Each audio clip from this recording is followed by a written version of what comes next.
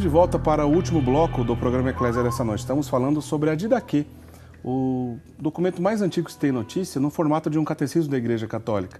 As orientações desse período remontam à era apostólica, né? A gente está falando de um texto que foi escrito por volta do ano 60, até mesmo 90, muito antigo, tão antigo quanto os evangelhos, como o Padre Guido está explicando para a gente desde o início do programa. Olha, todas essas orientações que a gente comentava no bloco anterior, que a Didaquê apresenta em relação aos sacramentos, tudo ainda era muito primitivo, as coisas estavam nascendo. A figura, por exemplo, do bispo, obviamente, nos apóstolos, era muito clara. E depois, logo nos primeiros meses e anos, após a ressurreição de Nosso Senhor Jesus Cristo, já a presença dos diáconos, como narra Atos dos Apóstolos. Aliás, o primeiro mártir cristão é um diácono, Santo Estevão, né? A coisa começa a ficar mais clara com esse tipo de divisão, né? Principalmente no sacramento da ordem, com Santo Inácio de Antioquia, né? Santo Inácio de Antioquia, que morreu ali por volta do ano 108. A gente está falando de um documento aqui, a Didaquê, que vai até o ano 90, 60 ao 90, está muito próximo às coisas. A partir com o Santo Inácio de Antioquia, o papel do bispo, do padre, do diácono fica mais claro, e é assim até hoje na igreja. Existem diáconos, que é o meu caso, existem sacerdotes, que é o caso do Padre Guido, e obviamente os bispos. Então, a gente está dizendo de um documento muito, muito antigo, antes ainda de se organizar todas essas coisas na igreja, para ver o tamanho da importância que esse tipo de documento, como gerou, né, grande importância para aquela comunidade da igreja primitiva, mas até hoje.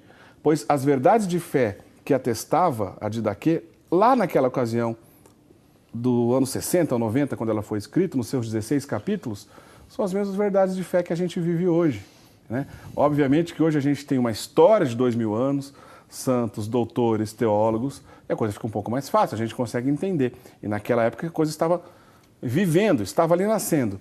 Mas, Padre Guido, o senhor vai ainda comentar outro aspecto da Didaquê, mas a Didaquê é muito útil estudar no dia de hoje, ela não perde, né, a sua capacidade de nos ensinar, né? Pelo contrário, ganhamos através do conhecimento profundo da doutrina manifestada neste documento.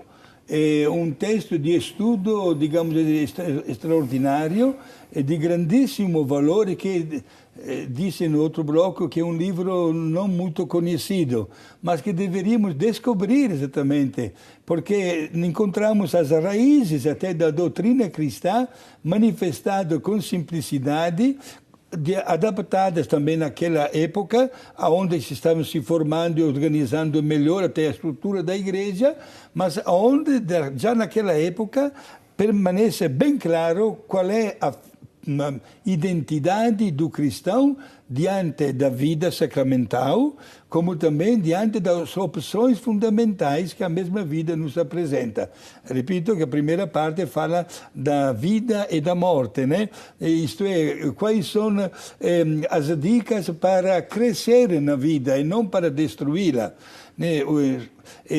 Aproveitaria para dar um toque particular ao último capítulo, né, da Didaquê. Aí sim, inclusive eu prometi que o senhor falaria sobre isso, exato, né, Padre Guido? No capítulo 16, onde se destaca o valor da vigilância sobre os nossos impulsos, as paixões, já o primeiro versículo que fala isso, e a prudência que nós devemos usar diante dos falsos profetas, e também, olha só que palavra, diante dos corruptos. Puxa vida, a gente está falando do primeiro século da era cristã, Padre Guido. Já tinha mesmo. falso profeta e corrupto. Os corruptos também, exato, sim, sim.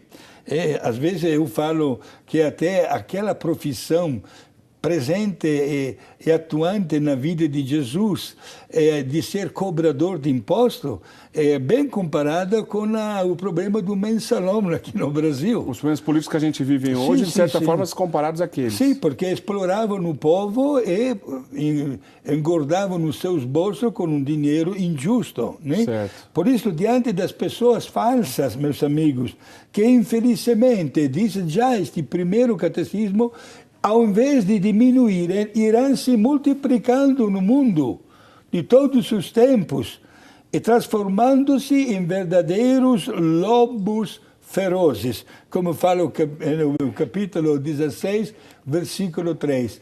Gente, olhamos bem na história, hein? Olha que isso é um fenômeno muito triste, mas que de verdade aconteceu. Quantas perseguições, quantas pessoas que até hoje usam, ou até, me desculpem a palavra, abusam até do mesmo nome de Cristo, só em função de uma arrecadação de dinheiro ou explorando a simplicidade de tantas pessoas. Deverão todos, meus amigos, responder diante de Deus desta injustiça social que atinge, sobretudo, as pessoas mais pobres e muito limitadas, diante da ganância de alguém que quer explorar estas pessoas até o fim. No que diz respeito à corrupção, à ganância, etc., fica mais claro da gente entender. Mas eu queria que o senhor falasse um pouco dos falsos profetas. Do que exatamente estava dizendo esse texto da Didaquê? Aliás, Padre Guido, confirma o que a gente comentou no bloco anterior, da relação desse documento do magistério da Didaquê e das Sagradas Escrituras, porque os evangelhos também tratam dos falsos profetas, Sim, né, Padre Guido? Exato.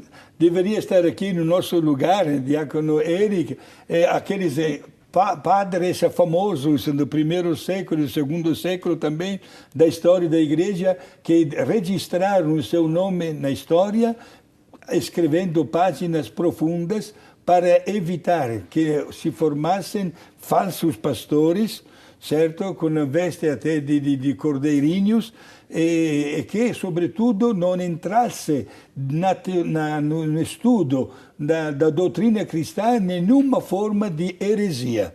Quantos grandes homens que nós tivemos nos primeiros tempos da Igreja que defenderam. Por que digo isso? Olha o que acontece hoje. Gente, uma verdadeira proliferação de igrejas com títulos, com nomes belos, mas que não vivem em sintonia com a única igreja fundada por Jesus. Lamentamos, infelizmente, repito a palavra verdadeira proliferação. Até toda a grande família dos protestantes, por exemplo, diante da segunda parte da Didaquê, meus amigos, dos 7 sacramentos, todos os protestantes cortaram 6. Permanece de pé somente o batismo. E olha aí, porque nem todas as igrejas protestantes que administram o batismo entram na validade do batismo. Por quê? Com restrições, né, Padre Guido? Tem restrições, porque há, inclusive, verdadeiras seitas que não admitem, por exemplo, o mistério da Santíssima Trindade. Ou, mais ainda, que o Espírito Santo é Deus. Outros que não admitem que Jesus é Deus. Dão títulos belíssimos, um grande profeta, um nome de destaque, um santo com a letra maiúscula, tudo bem, mas não é Deus. Então, até o batismo administrado nestas igrejas não tem absolutamente nenhuma validade. Interessante, Padre Guido, porque esse aspecto dos falsos profetas, naquela ocasião da igreja primitiva, já era preocupação desses autores que escreveram a Didaquê, era preocupação dos evangelistas. Exato. Né? E não deixa de ser preocupação nos dias de hoje, obviamente cada um com a sua característica, mas esse problema não acabou, né, Padre Guido? Exato, porque naquela época, Diácono Eric, nós tivemos um número de mártires que somente Deus sabe o número, né, que renunciavam até à vida física, mas não ofereciam o incenso ao imperador, porque sabiam que o incenso, sinal de divindade, é somente para Deus. Se nós olharmos agora esta imagem, talvez não temos mais mártires com o incenso nas mãos, mas que transformam até os bens materiais em Deus. Por isso, o Deus dinheiro, o egoísmo, a insatisfação, né, os falsos deuses que tem por aí, sabendo que a pessoa humana não pode viver se não tem um Deus, se este Deus não ocupa o primeiro lugar, até a psicologia ajuda nisso, entra logo aqueles que são chamados de mecanismos de defesa. O sexo, o dinheiro, a comida, o carro do ano, a moda e companhia. Poder, etc. Poder, etc. Cuidado, porque é sempre uma lição válida também nos dias de hoje. Padre Guido, só tem só um minutinho que o nosso programa está acabando. Nesse minutinho final e depois na sequência o senhor já nos dá a bênção. Se o senhor pudesse indicar para alguém que de repente está se convertendo à fé católica ou que não tem grandes familiaridades com as Sagradas Escrituras, com a Didaquê, que quer se aprofundar, de que maneira o senhor recomendaria? Começa estudando por onde? Quais são os passos? Bom, primeiro o texto base é a Bíblia Sagrada, né, que não falta na casa de ninguém. Mas se eu sou uma pessoa adulta que quero aprofundar um pouco mais, existe o catecismo para pessoas adultas, que se encontra em todas as livrarias católicas. Fazendo uma pesquisa, hoje todo mundo tem o computador, através da internet, é bom até conseguir é um livrinho.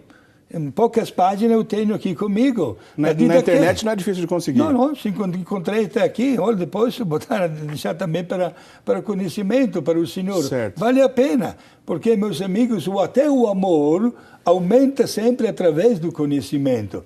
E o diálogo com os sacerdotes, a frequência dos santos sacramentos, sobretudo do conhecimento da doutrina cristã. Gente, temos muitos meios à nossa disposição. Façamos o possível para que, através do conhecimento, nasça o desejo de estar sempre ao lado de Deus, que só ensina o caminho para a nossa santificação. Tá certo. A sua bênção, por favor, Padre Guido. Vamos terminar nosso programa de hoje. Desejo a todos um bom conhecimento da doutrina e do catecismo.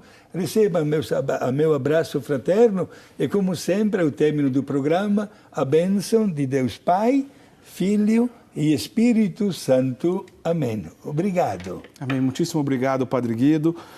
Na semana que vem a gente continua com mais um programa Eclésia, obviamente, algum assunto relacionado à doutrina da igreja, catequese, mas durante a semana, se você tiver alguma dúvida, se quiser mandar, olha, seja do assunto que a gente discutiu hoje aqui no programa, ou de alguma outra, ou qualquer assunto que você quiser relacionado aos outros programas, ou até algum assunto que a gente nunca nem tratou aqui no programa Eclésia. Você pode mandar um e-mail para a gente no eclésia@rs21.com.br, que é um trabalho que o Padre Guido faz, de receber esses e-mails, responder com calma durante a semana as dúvidas dos nossos amigos telespectadores, orientações. E, obviamente, que não dá para ter uma orientação tão completa como se fosse pessoalmente, não substitui a direção espiritual aí com o teu padre da tua cidade, etc. Obviamente que não.